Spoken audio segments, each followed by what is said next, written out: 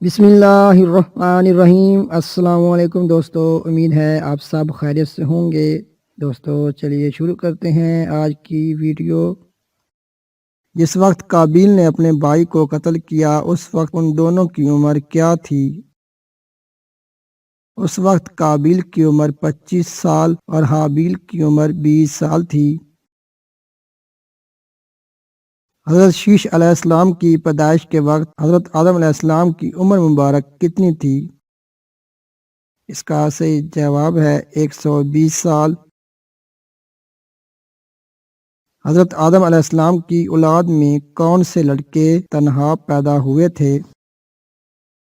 حضرت شیش علیہ السلام، مگر دوسرے قول کے مطابق حضرت شیش علیہ السلام تو عام جڑواں پیدا ہوئے۔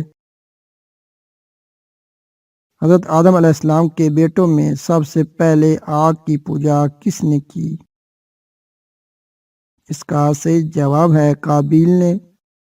دوستو یہ معلوماتی ویڈیو پسند آئی ہو تو ویڈیو کو لائک، شیئر اور چینل کو ضرور سبسکرائب کر لیں تاکہ آنے والی ہر نئی دلچسپ اور معلوماتی ویڈیو آپ سب سے پہلے دیکھ سکیں، اور کمنٹ باکس میں اپنی قیمتی رائے کا اظہار بھی ضرور کریں۔ شکریہ۔